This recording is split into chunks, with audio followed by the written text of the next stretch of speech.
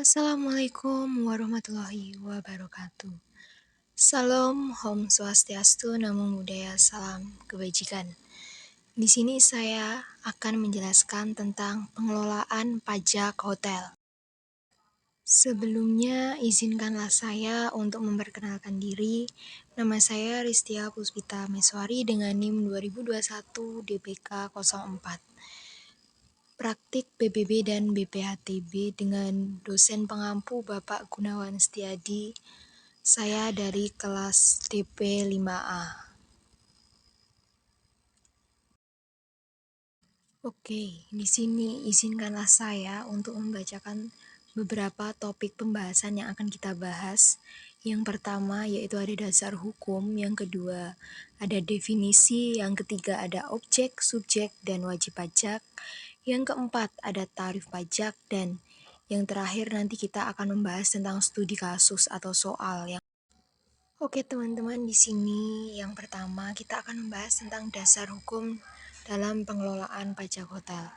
Yang pertama yaitu ada Undang-Undang Nomor 34 Tahun 2000 yang merupakan perubahan atas Undang-Undang Nomor 18 Tahun 1997 tentang pajak daerah dan retribusi daerah. Selanjutnya yang kedua ada Peraturan Pemerintah Nomor 65 Tahun 2001 tentang pajak daerah. Yang ketiga ada Peraturan Daerah Kabupaten atau Kota yang mengatur tentang perpajakan hotel. Dan untuk yang keempat ataupun yang terakhir yaitu Keputusan Bupati atau Wali Kota yang mengatur tentang pajak hotel sebagai aturan pelaksanaan peraturan daerah tentang pajak hotel pada kota atau kabupaten yang dimaksud, atau mungkin di setiap daerahnya masing-masing. Begitu teman-teman untuk dasar hukum yang dapat saya ambil, kutip, ataupun sampaikan, mungkin bisa bermanfaat untuk kalian. Oke teman-teman, selanjutnya kita akan membahas tentang definisi dan objek pada pengelolaan pajak hotel sendiri. Definisinya, pajak hotel yaitu adalah pajak yang dipungut atas pelayanan yang disediakan pada hotel tersebut saat kita menginap. Sedangkan apa sih untuk objek pajak hotel? Objek pajak hotel sendiri yaitu ada fasilitas penginapan atau fasilitas jangka pendek seperti wisma pariwisata, motel, pesanggrahan, rumah penginapan, dan sejenisnya, serta rumah kos dengan jumlah kamar lebih dari 10 kamar pada satu lokasi atau beberapa lokasi. Yang kedua ada fasilitas penunjang penginapan seperti telepon, faksimail, telex, internet, fotokopi, pelayanan cuci, setrika, transportasi, dan fasilitas sejenis lainnya. Dan yang terakhir yaitu ada jasa persewaan ruangan untuk kegiatan acara atau pertemuan di hotel seperti barum, halaman untuk outdoor, ataupun lain sebagainya. Ada juga mobil hotel yang mungkin bisa kalian gunakan. Mungkin itu untuk definisi dan objek pajak hotel sendiri yang dapat aku ambil. Mungkin bisa kalian pahami untuk definisi dan objek pajak hotel sendiri.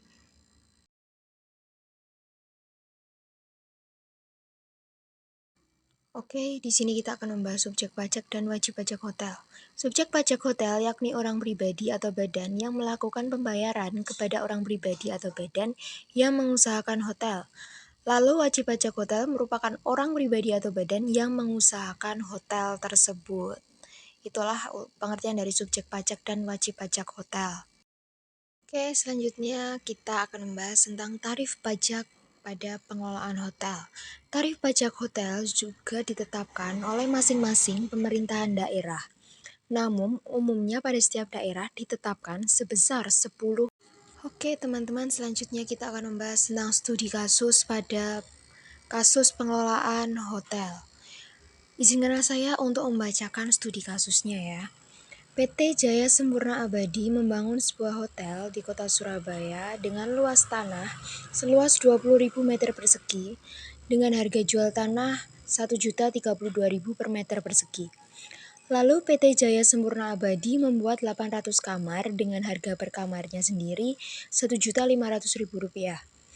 Dan juga membangun sebuah tangga, lift, lapangan olahraga, serta parkiran untuk mendukung sarana dan prasarana hotel yang ia bangun dengan tanah seluas 7.000 meter persegi dengan harga jual Rp2.625.000 per meter persegi.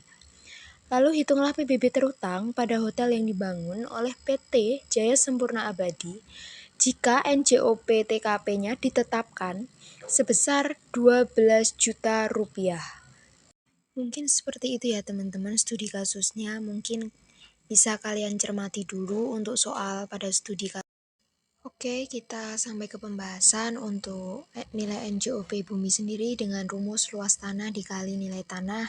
Luas tanahnya 20.000 meter persegi dikali nilai tanahnya 1.032.000 menghasilkan 20 miliar 640 juta ribu rupiah.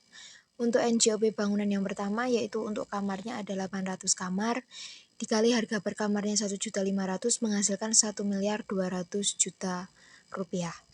NJOP bangunan kedua yaitu dengan rumus luas bangunan dikali nilai bangunan. Luas bangunannya sendiri 7.000 meter persegi dikali nilai bangunannya 2.625.000 rupiah menghasilkan 18 miliar 375 juta rupiah. Total NJOP bumi dan bangunannya yaitu sebesar 40 miliar 215 juta rupiah. Mungkin untuk perhitungannya bisa dipahami dulu ya teman-teman. Jika ada kesalahan, mohon maaf. Mungkin bisa kalian pelajari juga untuk rumus-rumusnya. Untuk hasilnya mungkin dari saya juga kurang benar. Mungkin nanti bisa diperbaiki ya teman-teman. Mungkin bisa menjadi manfaat juga untuk teman-teman dengan pembahasan ini.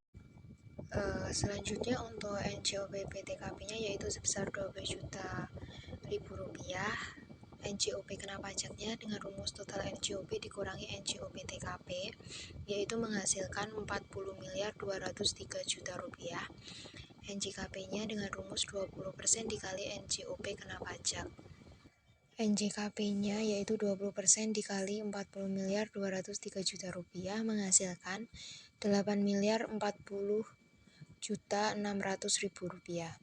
Selanjutnya PBB terutang yaitu dengan rumus 0,5% dikali NJKP 0,5% dikali 8 miliar 40 juta 600 ribu rupiah menghasilkan 40 juta 203 ribu rupiah. Berikut adalah nilai dari PBB terutang dari pajak hotel yang dibangun oleh PT Jaya Sempurna Abadi dengan studi kasus yang awal saya jelaskan tadi. Kakak perempuan namanya Utni, seumuran namanya Sejawat. Selesai sudah presentasi ini, semoga bisa memberi manfaat. Kurang lebihnya saya mohon maaf.